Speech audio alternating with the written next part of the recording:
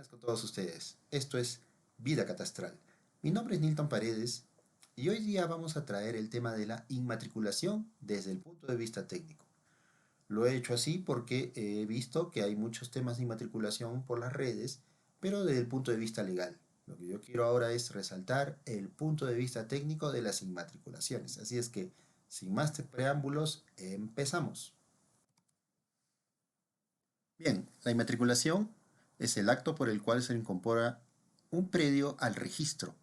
Se realiza con la primera inscripción de dominio, salvo disposición distinta. Esto está contenido en el artículo 16 del Reglamento de Inscripción del Registro de Predios. Ahora, como entendemos, la inmatriculación en realidad es un acto bastante complejo, porque tiene muchas aristas que ver. Si no, tratemos de ver un momento la figura que le estoy mostrando. La inmatriculación puede tener requisitos generales, pero dependiendo de su naturaleza, van a contener diversa clase de requisitos. O sea, no es como una subdivisión que tiene requisitos generales y punto, en el ámbito urbano o rural.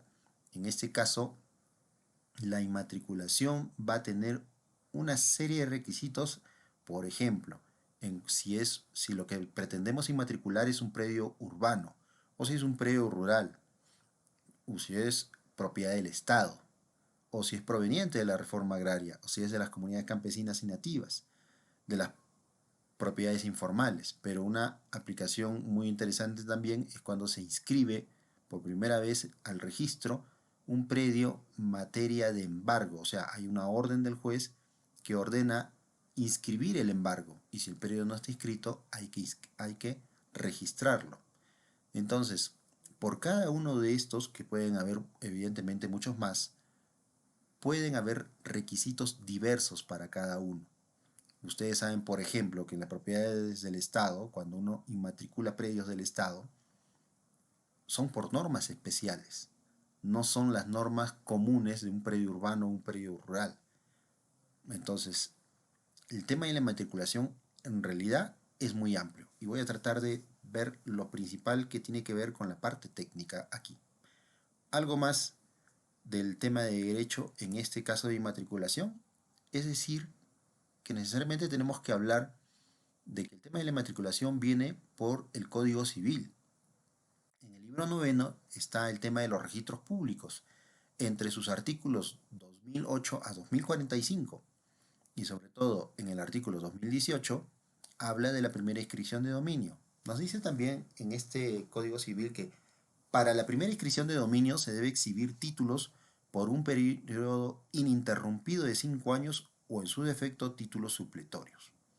Esto es lo que nos dice el Código Civil del Perú. Pueden haber, como les digo, requisitos generales, ¿no?, para el tema de la inmatriculación, que son estos en realidad, pero dependiendo del caso que hemos visto en la figura, van a haber otros requisitos de diversa índole que van a hacer que la inmatriculación sea un tema mucho más amplio que otros actos dentro del registro. El número uno es el formato de solicitud de inscripción, que ustedes ya lo conocen, es un formato, una solicitud que se pide en registros públicos y te lo dan gratuitamente. No hay mucha ciencia en el tema del formato de solicitud. El segundo es el instrumento público ininterrumpido de 5 años o títulos supletorios, o sea, esa es la escritura pública que te dice por qué eres propietario. La copia del plano catastral emitido por la oficina de catastro de la municipalidad respectiva, claro, vamos a ver que este plano cambia cuando es zona catastrada, cuando es zona no catastrada, en fin, cuando lo hace una entidad formalizadora o cuando estamos hablando de saneamiento de propiedad estatal. Cambia este requisito. Las características no, pero el tipo de plano, quién lo suscribe y todo sí, y el proceso también. Claro, este plano, como cuarto requisito, debe estar georreferenciado a la geodésica nacional, referido al datum y provisión de coordenadas oficiales, ¿no?, y el pago de derechos registrales, entre otros. Para entender bien la inmatriculación desde el aspecto técnico, tenemos que detallar de que las oficinas de catastro de registros públicos en Perú juega un papel muy importante en el tema de la inmatriculación. Pero ¿por qué juega un papel importante dentro de este acto de inmatriculación? Pues ahora vamos a ver cuál es la importancia entonces del catastro en la inmatriculación. Esto es sacado de un curso de especialización en Derecho Registral en octubre del 2011 que se llamó Catastro y Registro por el doctor Jorge Luis González Loli. Él ya decía en ese tiempo que el catastro es el elemento jurídico que necesita el registro de predios para una adecuada protección de los derechos y la seguridad del tráfico. El catastro debe proporcionar al registro sustancia física y el registro al catastro la sustancia jurídica. La relación es una relación de coordinación. ¿Por qué? Porque en todo caso, el catastro como una sustancia física y el registro como una sustancia jurídica deben estar compatibilizados, coordinados. Debe ser finalmente lo mismo. ¿Lo mismo para qué? Para una adecuada protección de los derechos y la seguridad del tráfico que se requiere. Si bien es cierto, esto lo dijo el doctor Jorge Luis González en el 2011, ya en el 2003, Frías y Requejo, dos registradores de España, decían: lo que verdaderamente necesita el registro de predios es que las fincas, o sea, los inmuebles, tengan una representación gráfica que permita la perfecta identificación de las mismas, mediante la definición también gráfica de sus linderos, de su superficie, de la ubicación en el territorio a través de las coordenadas geográficas, de cada uno de los puntos que definen su perímetro, para que pueda conocerse de forma indubitable cuál es el lugar que ocupan las fincas que ocupan dentro del territorio y su relación con las demás. Ojo, acá ya habla de la relación con las demás, o sea, habla de que si tiene superposición o no tiene superposición, afecta a algún tercero con derecho de inscrito, ya no se está hablando de esa relación con las demás. Más aún, el catastro registral, que maneja los registros públicos, ya fue concebido también desde hace mucho tiempo en un libro llamado El Catastro Territorial en América Latina y el Caribe, escrito por y dirigido por Diego Alfonso Herba, muy conocido en el tema de catastro, dirigido también por el Instituto Lincoln, que él representaba. Ahí nos decía ya que el catastro registral comprende el catastro jurídico de los predios inscritos en los ámbitos rural, urbano, minero, las áreas correspondientes a las restricciones que obran sobre las parcelas, como las áreas naturales protegidas, las áreas de patrimonio cultural, los centros históricos, los parques nacionales, las zonas arqueológicas, los ríos, etcétera, entre otras. Miren, aquí radica mucho la importancia del catastro registral, porque no solamente es el catastro jurídico de los predios inscritos, sino que también adiciona las restricciones que puedan tener las áreas naturales protegidas y todas estas áreas administrativas que de alguna manera influyen en el predio. Como estamos viendo, ya los registradores de España hablaban de que había que relacionar al predio con las demás cosas, y nos decía también Jorge Luis González Loli que había que tener una combinación entre la parte física y la parte jurídica. De todo esto analizamos de que evidentemente el catastro registral abarca todos estos aspectos, y ahí es donde la riqueza de la información sirve para asegurar que no solamente no estemos vulnerando derechos inscritos, sino que también no estemos afectando áreas que administrativamente tienen una connotación legal distinta a una zona que está totalmente sin delimitaciones administrativas especiales. Entonces, si el catastro registral tiene todas estas características y puede determinar todo esto, eso influye para saber si estamos inscribiendo bien a un predio o no. Para el tema de la inmatriculación y la intervención de catastro, evidentemente, hay que emitir un informe técnico previo, y esto lo emiten las áreas de catastro de las oficinas de registros públicos. ¿En qué se basa? Bueno, pues hay una directiva, la 3 del 2014, que precisa que todos los actos inscribibles en el registro de predios y en otros registros que requieren informe previo del área de catastro para acceder a su inscripción, así como los requisitos que deben contener los planos y memorias descriptivas que se presenten al registro para sustentar su inscripción. En el punto 5.1 de esta directiva habla de que entre los casos que se requiere informe previo del área de catastro se encuentran, en primer lugar, las inmatriculaciones. En esta directiva es muy importante debido a que, uno, nos dicen que para la incorporación de un predio se necesita un informe previo del área de catastro. Y dos, que en esta directiva también se menciona cuáles son los requisitos que van a tener los planos y memorias descriptivas cuando se presenten planos al registro. Ya el artículo 11 del reglamento de inscripción del registro de predios también decía algo muy importante, que es que los títulos en virtud de los cuales se solicita la inscripción de un acto o derecho que importe la incorporación física de un predio al registro o su modificación se inscribirán previo informe del área de catastro, ¿no? Entonces, ya tenemos dos normativas por las cuales se sustenta que para ver una inmatriculación debe existir un informe previo del área de catastro, ¿no?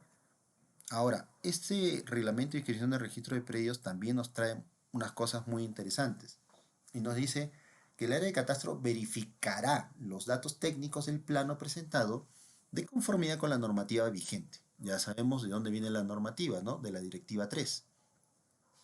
Sobre los aspectos sobre la materia, emitiendo un informe referido a aspectos estrictamente técnicos. Ojo, acá es muchas veces, y hay mucha jurisprudencia del Tribunal Registral referente a esto, en el cual las oficinas de catastro tienen que referirse a aspectos estrictamente técnicos en estos informes técnicos previos. Eso es lo sustancial, lo determinante. ¿Por qué? Porque acá se va a ver y se va a determinar la existencia o no de superposición de partidas y otros aspectos relevantes, ¿no? Acá dice otra cosa muy interesante, dice, dicho informe se realizará únicamente sobre la base de la información gráfica con la que cuenten el área de catastro bajo responsabilidad. Dos puntos importantes. ¿Cuáles son los datos técnicos del plano presentado? Bien, pues lo voy a comparar con la normatividad vigente. ¿Cuál es la normatividad vigente? Lo hemos dicho, ¿no? La Directiva 3 del 2014 de la SUNAR. Emitiendo un informe sobre aspectos estrictamente técnicos. Perfecto. Y además, informaciones relevantes si los hubiera y únicamente sobre la base de la información gráfica con que cuenta la oficina de catastro. No puedo yo utilizar otra clase de fuente de información que no sea la información gráfica. Entonces, para finalizar este artículo, nos dice también de que el informe del área de catastro es vinculante al registrador, o sea, el registrador debe tomar las observaciones o los puntos dados en este informe técnico y ponerlos en su esquela de observación, claro, en la esquela de observación o tacha, pero únicamente los defectos u obstáculos advertidos por el área de catastro. No obstante, el registrador no tomará en cuenta los aspectos contenidos en el informe de catastro que no se ciñan a lo establecido en el párrafo anterior. O sea, el área de catastro no puede advertir obstáculos de índole legal, solamente y estrictamente técnicos, obstáculos técnicos, nada más, porque es un área técnica, evidentemente, ¿no? Constituido por ingenieros, arquitectos, en fin. Entonces, viene la primera pregunta. La falta de firmas en un plano o el que firma no es el profesional idóneo, ¿no? O en un proceso judicial, digamos, de una que se ordena una inmatriculación, si yo encuentro que el plano que viene de este proceso judicial le falta de repente la firma del secretario del juzgado que valida el plano y solo firma el profesional, ¿deberá ser observado por el área de catastro? La respuesta es no. ¿Por qué? Porque estos no son aspectos estrictamente técnicos. Estos son más que nada aspectos legales. Por ejemplo, si se presenta un plano y el plano no tiene firma, es un aspecto técnico. ¿Cuáles son los aspectos técnicos? Los aspectos técnicos son las coordenadas, la ubicación, el área, el perímetro, el contraste con los otros, la relación con sus otros periodos inscritos para ver si tiene o no superposición. Esos son los aspectos estrictamente técnicos. Pero si un plano no tiene firma, ¿es un aspecto técnico? No lo es. O que la firma del personal, del profesional, no es el idóneo, por ejemplo, que firme un electricista el plano, un plano de ubicación, es materia de observación catastral, es un aspecto netamente técnico, no lo es. ¿Por qué? Porque en muchas sentencias del tribunal ha dicho claramente de que quien verifica si los documentos presentados en el expediente son documentos idóneos para acceder al registro es el registrador, quien debe verificar este tema. Entonces, esta falta de planos, o que no sea un personal idóneo, o que le falte un sello, no es un tema de ubicación, coordenadas, área, perímetro, superposición. No lo es. Esos, esos son aspectos que deberá observar el registrador, no el área de catastro. Ahora bien, ¿qué puede hacer el área de catastro referente a esto? ¿Advertirle al registrador? Sí, claro que sí. Pero para advertirle al registrador, lo que habrá que hacer es, no en la estructura del informe, sino en una nota final, como una especie de pie de página, señor registrador, nota, señor registrador, el expediente carece, no sé, de plano, de firma, no ha adjuntado este documento, en fin, solamente como una nota luego de haber dado su veredicto de conformidad. 1.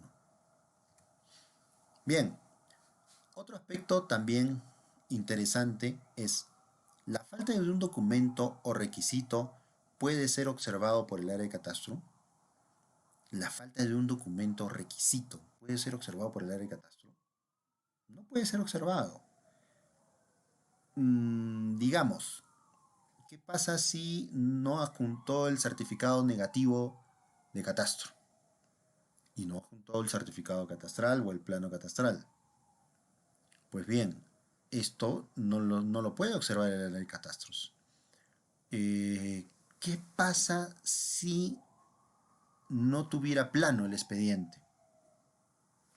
Entonces, el plano es un documento demasiado importante dentro de la calificación técnica, en cuyo caso lo que habría que hacer sí es decir lo siguiente en el informe de catastro. Dirá que no es posible emitir el informe técnico correspondiente debido a la falta del plano en el expediente y que por lo tanto queda pendiente de calificación técnica hasta que se adjunte el plano respectivo.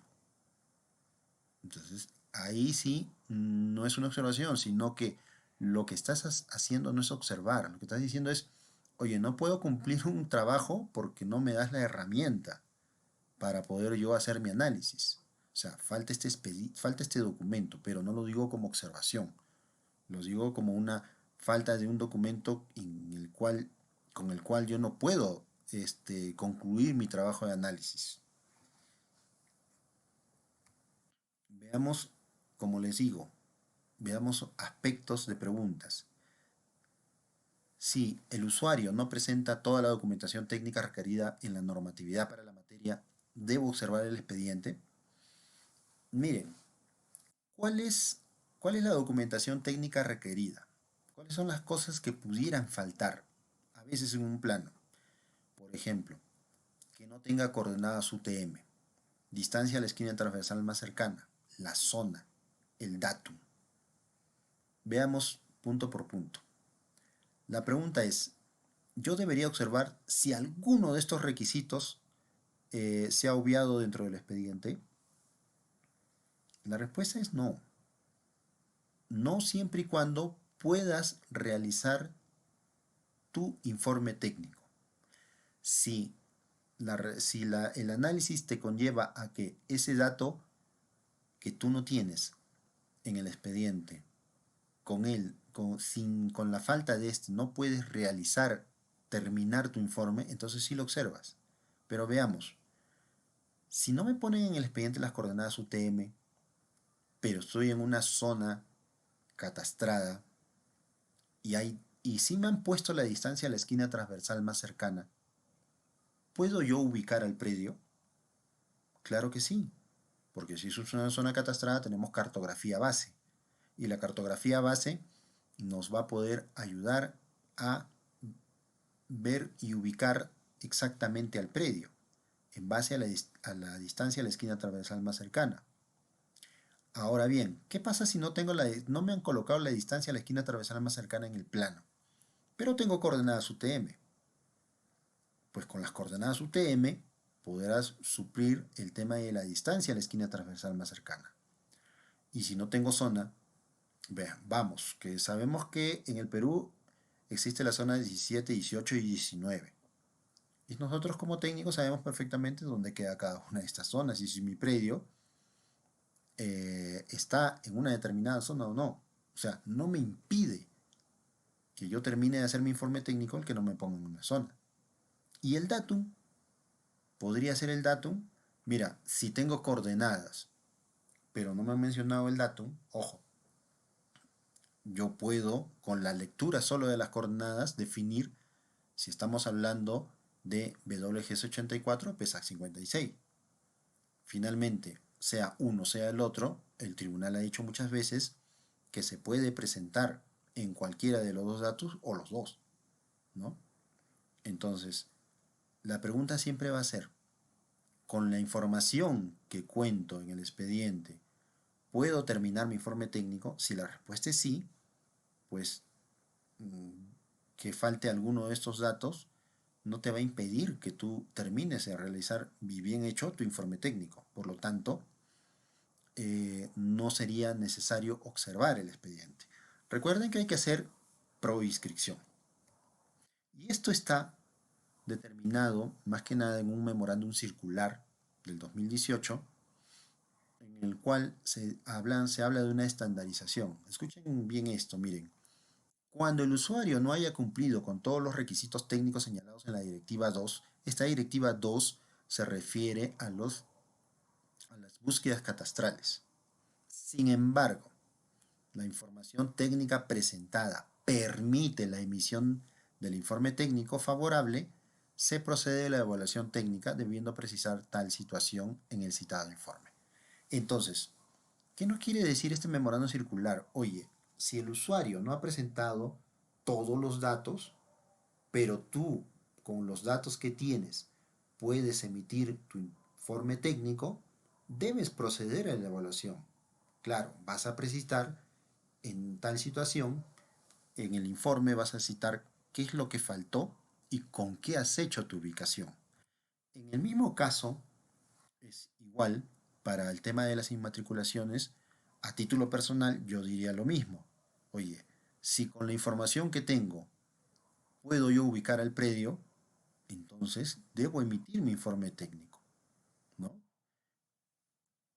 Y es interesante saber de que a veces no necesitas toda esta información, toda la información técnica que piden para que tú puedas acceder a emitir tu informe técnico. Claro, vas en tu informe técnico, evidentemente va a tener que decir si se ha obviado las coordenadas UTM, si no hay la distancia de la esquina transversal más cercana, si no hay zonas, no hay datum, pero a la vez vas a decir que el predio, por ejemplo, ha sido ubicado en base a las coordenadas UTM o en base a la distancia de la esquina transversal más cercana, ¿no? O se ha determinado por las coordenadas que el datum de este plano es tal. Y es que eso es así, o sea, no hay mucha ciencia que hacerle. O sea, nosotros como técnicos podemos determinar todas estas cosas fácilmente. Bien, ahora, entonces, ¿qué es lo sustancial? ¿Cuál es el análisis formal que debe hacer las oficinas de catastro para el tema de las inmatriculaciones? ¿Qué debemos hacer? Bien, pues analizar el predio que viene, agarrar ese polígono y colocarlo dentro de la base gráfica registral, analizar cuáles son los predios inscritos que están circundantes dentro o afuera de él para poder determinar si existe o no superposición de partidas, superposición parcial o superposición total. Esto es lo sustancial. Ubicar el predio, el polígono, en nuestra base gráfica, colocarlo y sacar el análisis respectivo. Evidentemente veremos si cumple con los requisitos técnicos de los planos, ¿no? Si tiene las coordenadas de los vértices, si tiene los datum, si el cuadro técnico está bien, o sea, todos los requisitos del plano. Pero como les dije, si alguno faltara, pero ello no me impide realizar mi informe, procedo a hacerlo aclarando el tema, ¿verdad?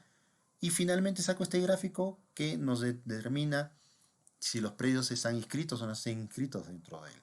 Eso es lo principal, el análisis que deben hacer las oficinas de catastro. Claro, como dije, en la importancia del catastro en la inmatriculación, les mencionaba de que también hay que ver su relación con con otros determinados límites administrativos que van a influir en el predio.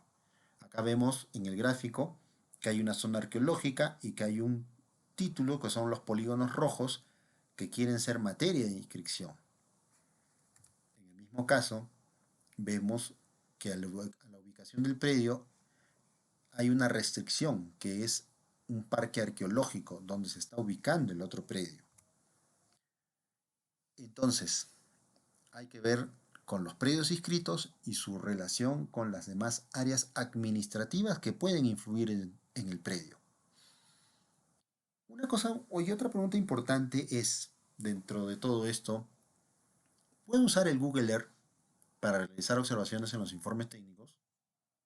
Miren, el Google Earth está aprobado con memorándum circulares, que ustedes los ven ahí, en el cual permiten a las oficinas de catastro usar el Google Earth dentro de sus calificaciones. Pero ojo, dentro de todos estos memorándum dice de manera referencial. Referencial. Voy a utilizar el Google Earth, Google Maps solamente de manera referencial. Por lo tanto, podría utilizar, sí, en zonas donde no tienes cartografía base, podrías utilizarlo de manera referencial, nada más. Pero puedes observar, miren esta imagen. Estamos viendo el Google Earth en el cual tenemos un predio que se te pretende inmatricular y lo que están viendo ustedes ahí es que está atravesando una carretera y posiblemente, ¿no? También está atravesando esta es la carretera y posiblemente también está atravesando un río. Entonces, en el expediente no se muestra nada de esto, o sea, el profesional que suscribe no menciona que hay un río, una carretera, una quebrada, en fin, no menciona ninguno de estos aspectos. Sin embargo, con el Google Earth se puede ver que efectivamente por ahí pasa una carretera. La pregunta es, ¿debería observar y decir en su informe técnico del área de catastro, oye, que tu predio está dividido por una carretera y como estas vías son imprescriptibles, no se pueden inscribir a favor de propiedad particular, entonces deberías partir tu predio en dos, ¿no?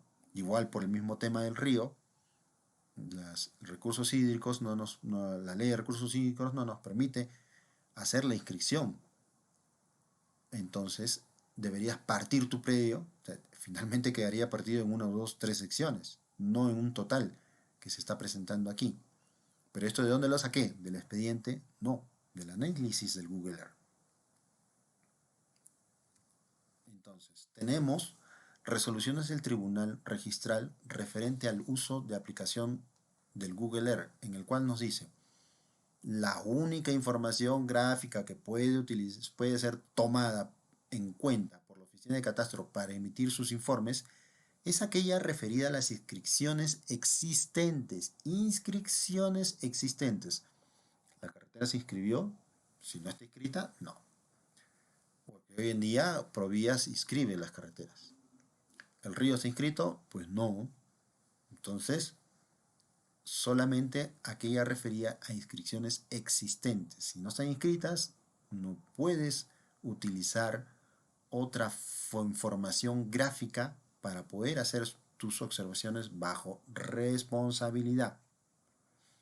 Entonces, yo no puedo utilizar ninguna otra información que no encuentre su fuente en un título calificado e inscrito. Miren esta parte de las sentencias del tribunal en el cual dicen, en la última parte dice: las instancias registrales no pueden amparar defectos técnicos del título en base a imágenes satelitales del Google Earth o Google Maps o similares, por cuanto su contenido no se enmarca dentro de la base gráfica registral, siendo totalmente ajena a esta. Entonces queda claro que yo no puedo observar solamente porque el Google Earth encontré algunos datos que no había en el expediente, porque el Google Earth no es una información que está escrita, solamente es referencial.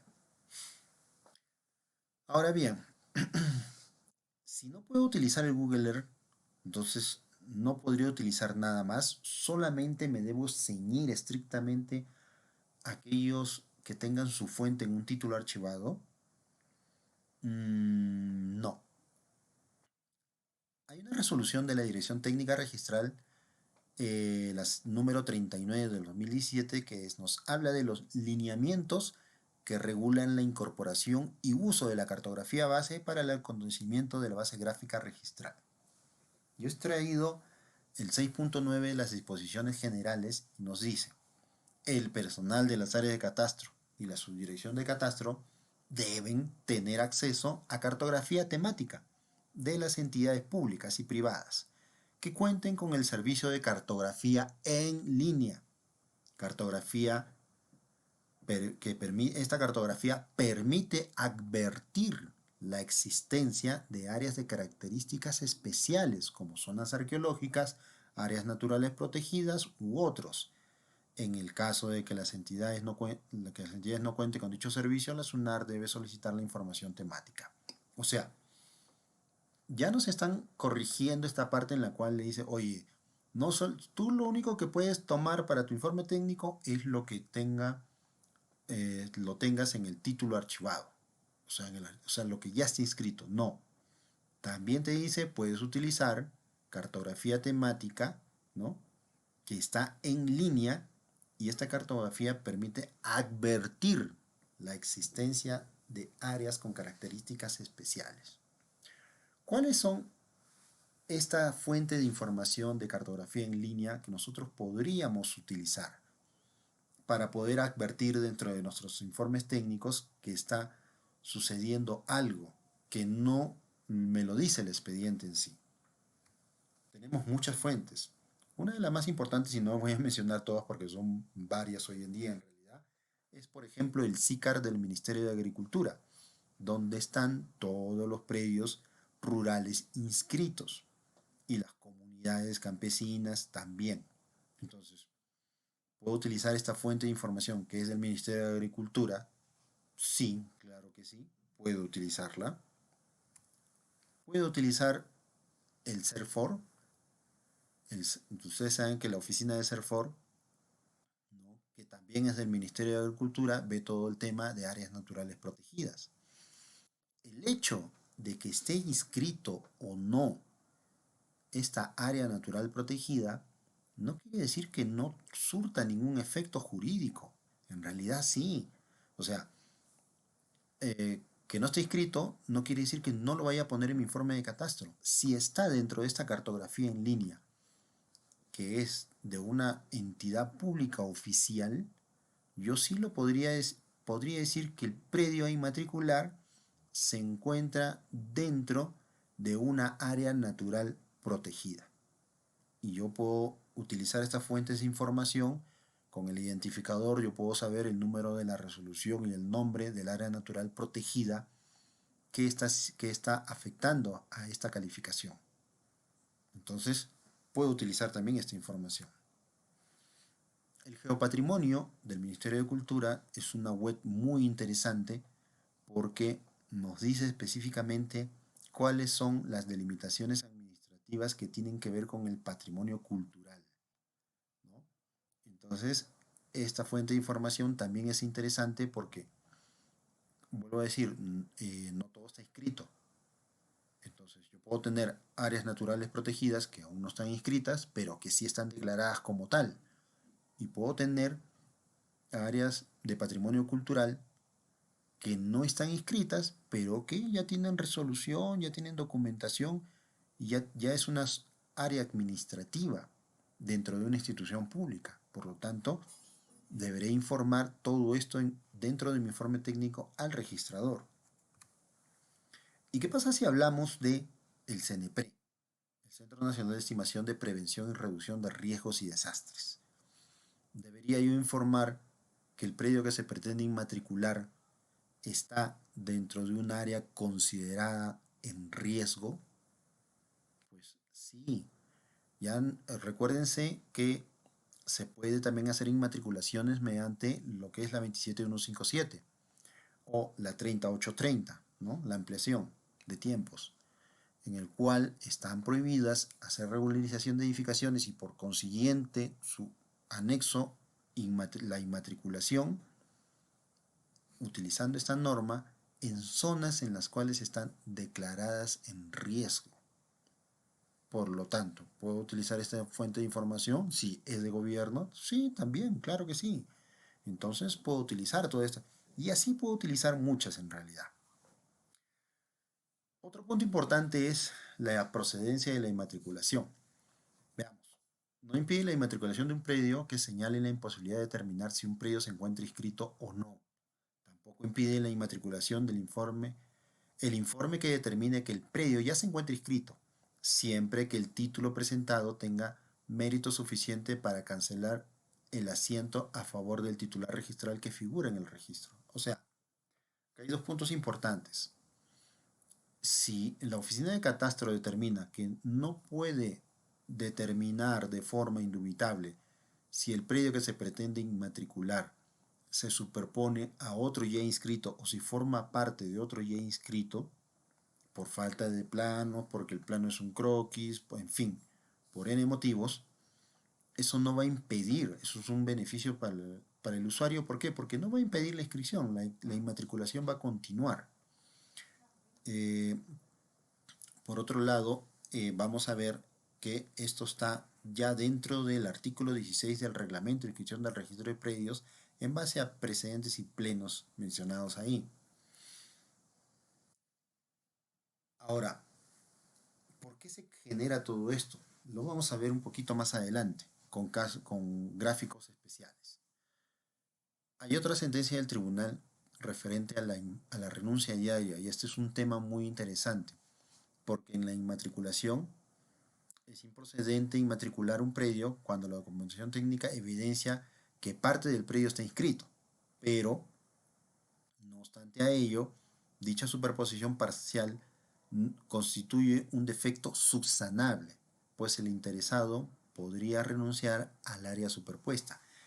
Esto quiere decir que si en la inmatriculación la oficina de catastro detecta que este predio se superpone a otro, o sea, parcialmente ya se encuentra inscrito, el expediente no se va a tachar. Lo que se va a hacer es observarlo para que el usuario pueda subsanar esto renunciando al área superpuesta. Esta renuncia de área tiene mucha jurisprudencia. Dicen, por ejemplo, no procede la inmatriculación de un predio que se encuentra parcialmente inscrito en diversas partidas, salvo que el interesado renuncie mediante un instrumento público a inmatricular el área que se superpone con predios ya registrados. Ya nos está diciendo esta resolución del tribunal, que ustedes lo ven en la parte de abajo, que es mediante un instrumento público, o sea, mediante en una escritura pública notarial, que puedo yo renunciar al área. Es un acto notarial con el cual yo puedo hacer esta renuncia de área. Ahora, la renuncia de área también implica que el titular prescinde de una parte o porción del predio de su propiedad. Por esta razón, toda renuncia de área debe dar como resultado un predio que siempre estuvo emplazado dentro del polígono de la matriz. Miren, esto es interesante porque en realidad estamos hablando de que el predio nuevo tiene que estar dentro del polígono de la matriz. En ese orden, si el inmueble resultante de la renuncia presenta linderos que rebasan al predio primigenio, entonces no será admisible la inscripción. ¿Cuál es la intervención entonces del área de catastro aquí? Que el área de catastro debe determinar de forma indubitable que el predio resultante de la renuncia se emplaza dentro del polígono original. Para el caso, tenemos un caso simple, un gráfico simple en el cual tenemos un predio de 400 metros cuadrados, un plano original que se pretende inscribir. El segundo gráfico nos muestra el plano de la superposición en la que el área de catastro te ha dicho, oye, en 100 metros cuadrados te estás superponiendo a otro predio ya inscrito. Entonces, el usuario, mediante escritura y nuevo plano, va a solicitar o modificar su solicitud de inscripción de 400 a 300 metros, o sea, prescindiendo del área de 100 metros cuadrados superpuestas. Y este nuevo plano, esta nueva ubicación, este nuevo plano, estos nuevos linderos, si yo lo superpongo al de 400, debe quedar completamente dentro del predio matriz original. Solo así procede la renuncia diaria. Pero la labor de catastro es determinar de forma indubitable que la resultante de la renuncia se emplaza dentro del poligonal del predio original. Esto es lo que tiene que decirle la oficina de catastro al registrador al tratarse de estos casos de inmatriculación con renuncia diaria. Ahora bien, hablábamos de los problemas en el registro. ¿Por qué el área de catastro a veces dicen no puedo determinar de forma indubitable que el predio se encuentra inscrito en la partida número tal o se superpone parcialmente a la partida número tal? Porque dentro del registro muchas de las inscripciones de predios se han hecho, las antiguas evidentemente, se han hecho sin plano. ¿Por qué? Porque en el año en que se inscribieron, la norma no exigía la presentación de un plano. Era simplemente un parte notarial y punto. Con eso podías hacer tu inscripción. O, en cuyo caso, si un usuario presentaba un plano, al ser estos planos antiguos, estos planos no pueden ser ubicados espacialmente dentro de la base gráfica por falta de coordenadas o por otros elementos. Veamos algunos ejemplos. Estos son planos que se han inscrito en registros públicos y han adquirido un valor legal. Pero la pregunta es, ¿tiene coordenadas? ¿Puedo yo ubicar con estos simples datos espacialmente hoy en día a los predios dentro de la base gráfica? No se puede. Son planos muy antiguos. Hay muchos planos que son inclusive fotocopias del plano en Osalic, hecho algunos en Canson, otros a mano, ¿no? Y estos planos que nos dan la descripción de alguna manera de un predio, pero no podemos ubicarlo espacialmente. O sea, yo no podría con estos planos decir, oye, te estás superponiendo al otro. ¿Por qué? Porque no tengo manera de ubicarlos espacialmente. Es más, las comunidades campesinas, ¿no?, que se inscribieron mediante la reforma agraria por el Ministerio de Agricultura, en su tiempo, fueron hechas en base a fotocopias de cartas nacionales. Y estas cartas nacionales, estas copias, eh, les hicieron un trazo a mano alzada con un plumón rojo, conforme pueden ustedes ver en la pantalla. Entonces, a pesar de que esta puede tener coordenadas y está hecho en una carta nacional antigua, el trazo que se ha hecho sobre esta para delimitar la comunidad es totalmente impreciso. ¿Por qué? Porque ha sido hecho a mano, a pulso y con un plumón grueso. Y por el tamaño de las comunidades, si yo esto hago un zoom para verificar exactamente por dónde está pasando, no se va a poder verificar.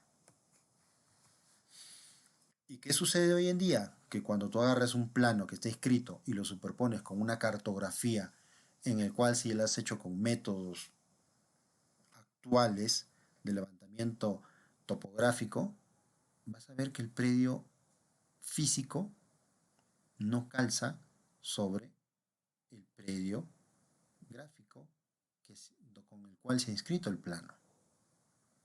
Y de esto hay mucho en el registro. Entonces, podría yo decir que algún predio que hoy en día es materia de análisis se superpone a este predio de acá.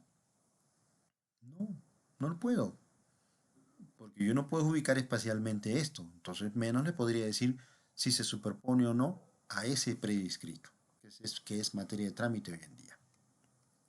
En fin, aspectos técnicos a tener en cuenta. Y para terminar, la inmatriculación, en la inmatriculación, los aspectos técnicos que debemos tener en cuenta son principalmente el análisis de los antecedentes registrales, donde vamos a determinar si el predio se encuentra inscrito, no se encuentra inscrito, tiene un antecedente registral o no lo tiene.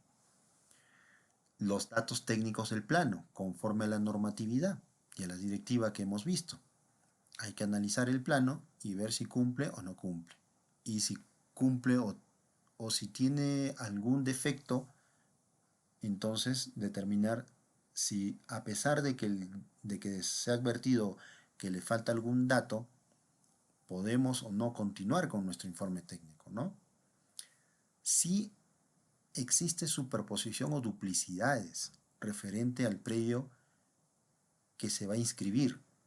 Si yo inscribo este predio, generaría una superposición, generaría una duplicidad con ello. También hay que ver el análisis de las normativas especiales que pueden existir, porque como ya les dije, yo no puedo aplicar una normativa especial, por ejemplo, de saneamiento de entidades públicas, la 130 o el decreto legislativo 1358, no son los mismos requisitos en una inmatriculación a una inmatriculación de una propiedad particular. No son los mismos requisitos. Debo analizar también si existe jurisprudencia del tribunal registral que es necesaria aplicar. Por ejemplo, hemos visto el caso de la renuncia de área y lo que tiene que decir el informe técnico de catastro sí o sí. Y también podría analizar la cartografía temática de otras entidades públicas. Toda esta información es la que desde el punto de vista técnico se deberá verificar, analizar y advertir en su caso para poder tener a realizar un correcto informe técnico de las áreas de catastro. Debemos decir también que ya en nuestro siguiente video vamos a ver también un tema muy interesante, que es el reglamento del decreto legislativo 1209 referente a las inmatriculaciones de propiedades particulares. Este es un pequeño slash que le estoy enviando a ustedes, en el cual se va a ver sobre todo la actuación del verificador catastral dentro de las inmatriculaciones de propiedad privada. Y para lo último, solamente decirles que también existe presentación electrónica de inmatriculaciones. Lo que es, eh, lo que es usar el sistema de intermediación digital, el SIC-SUNAR, para realizar inmatriculaciones, pero ya no con documentación física, sino todo de manera informática y remota.